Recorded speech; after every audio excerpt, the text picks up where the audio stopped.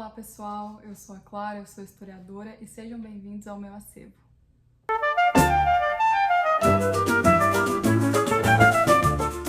Você já parou para pensar por que certos costumes são considerados estranhos?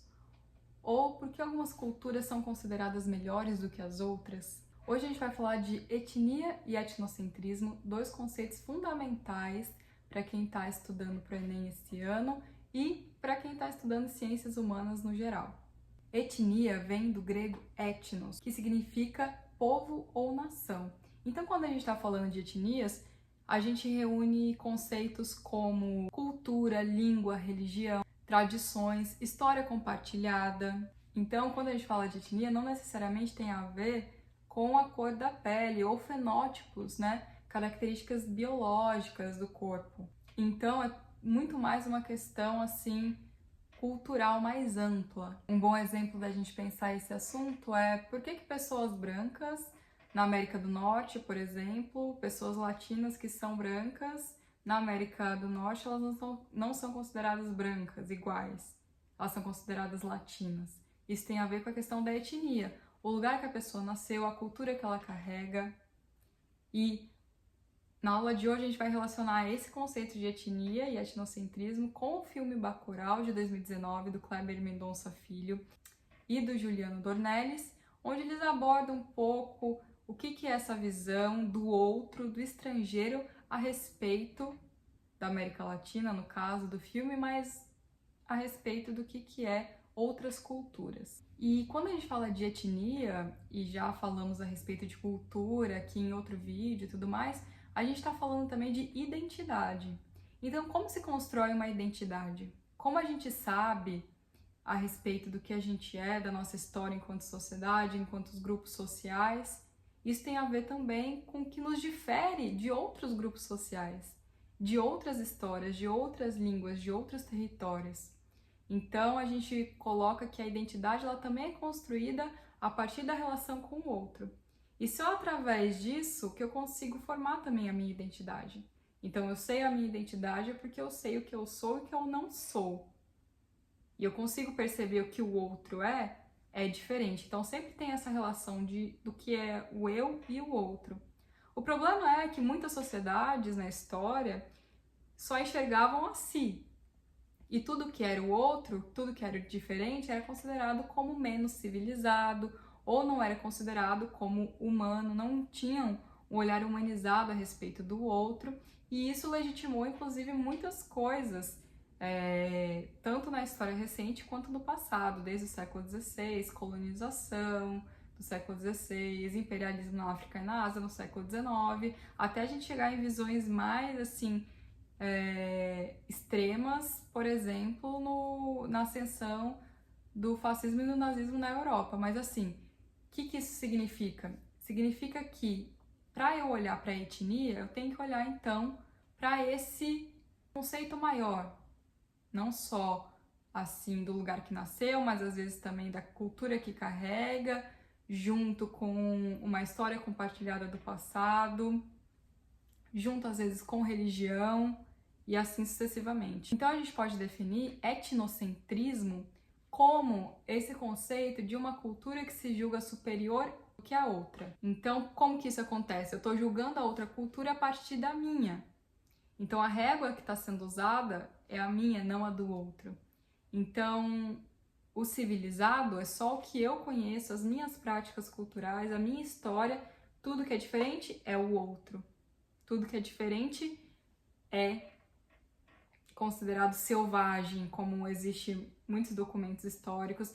Se a gente for parar para pensar, se a gente for ler cartas dos navegantes do século XVI, depois do XVII, como eles descrevem o novo mundo das Américas, muito se foi utilizada essa palavra, selvagens. Mas por quê? Justamente por esse olhar de eu e outro. O que classifica o outro como selvagem?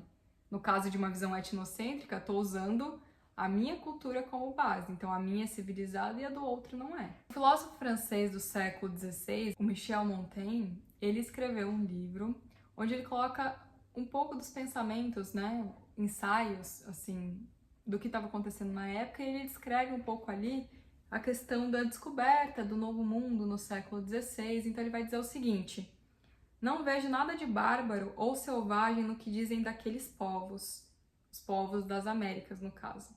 E, na verdade, cada qual considera bárbaro o que não se pratica em sua terra. Então, ele, como filósofo, já estava usando de um pensamento crítico para perceber que, na verdade, não é que aqueles povos recém-descobertos para o europeu, que eles eram bárbaros, no sentido de andar com roupas diferentes, com diferentes costumes.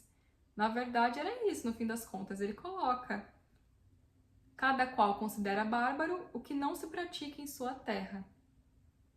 Então, ele já teve a capacidade de perceber isso lá no século XVI, já é um grande avanço, indo contra a maré do pensamento etnocêntrico. É importante dizer, obviamente, que esse conceito a gente deu depois, né? Para o que era aquilo. Ninguém chegava no século XVI e falava: ah, você é um etnocêntrico. Não é isso, senão a gente estaria cometendo um anacronismo, usando um conceito, colocando esse conceito no passado. Não é bem isso, necessariamente. A gente está usando desse conceito que já existe em muitas pessoas, muitos estudiosos nas ciências humanas, para a gente poder entender melhor o que é cada relação social, o que são os acontecimentos do passado e por que eles aconteceram. Então, a gente pode pensar em vários exemplos, assim, né, desse pensamento do que seria esse etnocentrismo, de julgar a cultura do outro através da minha.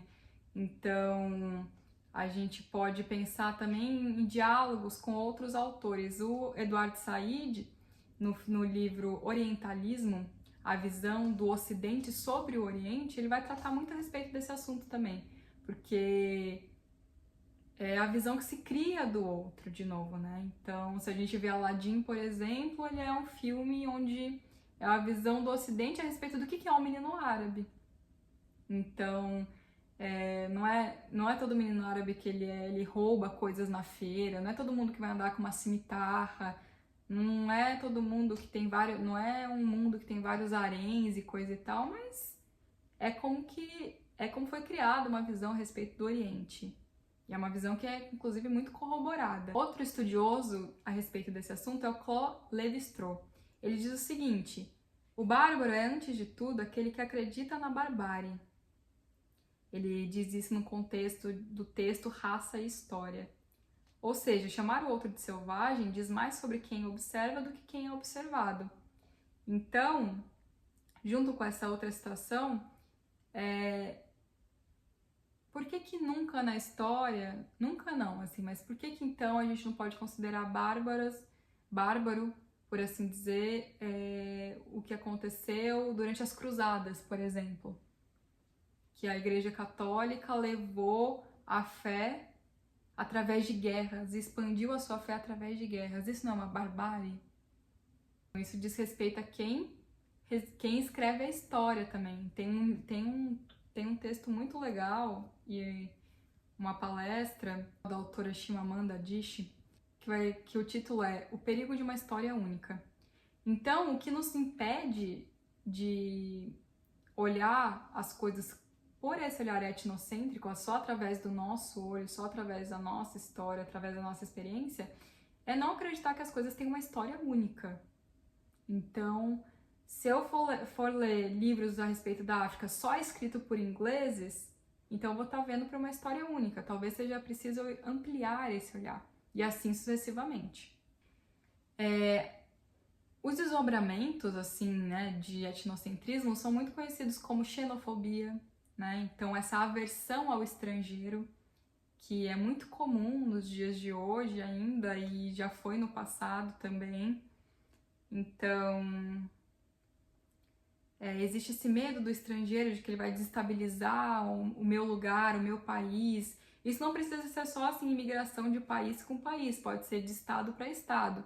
Então, se a gente pensar no fluxo migratório que existe no Brasil e sempre existiu do Nordeste para o Sudeste, muitas pessoas colocavam os nordestinos durante muito tempo numa situação de exploração do trabalho e não dando empregos dignos por acreditar nesse tipo de pensamento xenofóbico, tipo, Se eles vieram pra cá, eles estão numa situação que vão aceitar qualquer coisa. Ou não, a gente não vai dar tantas oportunidades porque a gente não quer São Paulo sendo invadida por pessoas de outro estado. Então são pensamentos xenofóbicos.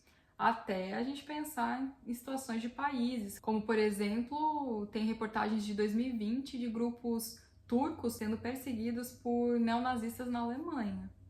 Então, assim, as coisas estão sujeitas a chegar aos extremos. É por isso que é importante a gente ter o conhecimento a nosso favor, que nos impede de pensar certas coisas, de ir com a maré, assim, né, de ir com a corrente do pensamento, do senso comum do momento e tal. Então a gente precisa sempre ter esse pensamento crítico de entender as coisas antes de julgar, de ter preconceito e coisa e tal. Outro desdobramento, né, que daí a gente também já falou em alguns vídeos, em alguns assuntos, é o próprio racismo. Porque daí o racismo, ele realmente está ligado a essa coisa do fenótipo, principalmente, mas também essa aversão ao diferente, mas, de novo, diferente nos olhos de quem? Né? Então, durante muito tempo, foi por conta da escravidão, desde o século XVI até o final do XIX, em grande parte do mundo, e depois com a não aceitação da emancipação da população negra no mundo, e, enfim, quem que era o eu e o outro da história, né? Então, naquele momento, era a população branca que estava escravizando a população negra. Então, isso tudo leva a esses extremos. Tem aquela máxima, né? Então, racismo como assim? Se a gente pertence todos à mesma raça e tal. O próprio utilizar essa palavra já é, né, como se você desumanizasse o outro. Então, esse fenômeno existe enquanto uma questão, assim, histórica, sociológica também, que é além, né, do próprio ser humano criar diferenças entre si. Mas vamos lá então entender o que Bacurau. Então a gente já viu um pouco desses dois conceitos. Então vamos entender assim o que Bacurau tem a ver com tudo isso. A gente tá sendo atacado. Então na história do filme a gente acompanha o vilarejo, a cidadezinha no nordeste do Brasil chamada Bacurau. E lá eles estão vivendo a vida deles e tal, que é uma vida assim que retrata o Brasil e os interiores do Brasil de uma maneira muito real. Então aquela cidadezinha enfrenta uma espécie de coronelismo ali, né, dos políticos não estão nem aí com aquela cidade, entregam tudo assim do que é ruim, do que é pior. Existem as pessoas que estão ali fazendo uma autogestão dessa cidade, então não podem contar com o poder público, então eles mesmos se organizam, tem o professor da cidade, tem a pessoa que cuida ali do postinho, uma médica enfermeira, que no caso é a Sônia Braga. Então eles estão lá vivendo a vida até que um dia numa aula o professor percebe que Bacurau não está mais no mapa. E daí ele acha aquilo estranho e a cidade começa a enfrentar momentos estranhos. Então eles começam a tentar entender o que está acontecendo. Nisso, dois forasteiros dizendo que estão fazendo trilha de moto aparecem e tal, até que a cidade começa a sofrer um ataque. Paralelo a isso, a gente conhece o grupo desses forasteiros que são brasileiros da região do sul, dizem eles. A gente é da região do sul, então a gente é herdeiro de colônias alemãs, a gente é que nem vocês, eles dizem no filme. Esses vocês é um grupo de estrangeiros, que todos ali parecem ser dos Estados Unidos, e eles estão ali fazendo um ataque à cidade de Bacurau. Eles participam do que parece ser um jogo de extermínio de pessoas, algo assim. Que eles têm alvos para fazer, missões para cumprir, e eles escolheram aquele vilarejo para exterminar, e quem exterminasse mais ganhava tantos pontos e tal, e coisa assim. Essa é a premissa do filme.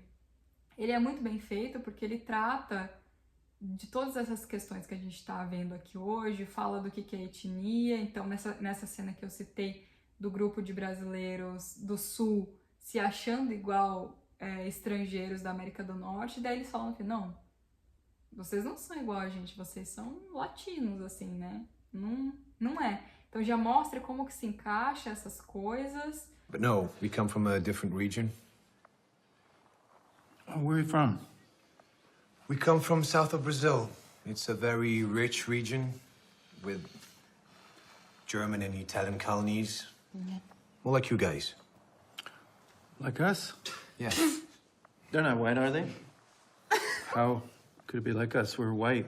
Eles nos mostram o que é uma visão etnocêntrica no sentido de um grupo se acha no direito de escolher uma cidadezinha no interior do Brasil, do Nordeste, para fazer uma ação de extermínio. Como assim? Só que a mensagem do filme é mais legal, porque essa cidadezinha, ela se mostra assim, muito forte, resistente, a população acredita na sua própria força e não vai deixar aquilo acontecer. E daí o filme se desenrola. Tem uma trilha sonora muito boa, vale muito a pena assistir. E fica como também repertório para esse tema. Porque quando a gente faz uma prova, seja vestibular, Enem e tudo mais, é importante a gente ter repertório para a gente poder analisar e entender. Ainda mais expandir, né, culturalmente nossos conceitos, nossos exemplos de conceitos. Então é isso. Uma das coisas que a gente pode fazer a respeito é sempre buscar estudar outras culturas, procurar ver as coisas com esses outros olhos também, ler autores diversos, aumentar a nossa biblioteca interna é uma coisa boa também. E é isso, né? Sempre ter o respeito pelo outro, pela diversidade cultural também. E se perguntar se a gente também já não fez esse julgamento internamente, será que eu já olhei o outro dessa maneira? Será que eu já tive uma visão etnocêntrica? Com certeza, e inclusive a todo momento, porque eu acho que o primeiro, às vezes, instinto é a gente estar sujeito a pensar, nossa, que estranho aquilo, nossa, que diferente, mas calma aí, eu tô julgando só com o que eu conheço, então como é que funciona isso mais a fundo? Então é isso, pessoal, a aula de hoje foi essa. Se você gostou desse vídeo, por favor, deixe o curtir, comente alguma coisa aí, se você já olhou alguma situação com esse olhar mais etnocêntrico, se você já conhecia esses conceitos, se você já assistiu o Bacurau também e percebeu essas nuances. Compartilha, se inscreva no canal pra gente poder continuar conversando de ciências humanas, filmes, séries, livros, músicas e muito mais. E é isso, e até o próximo vídeo.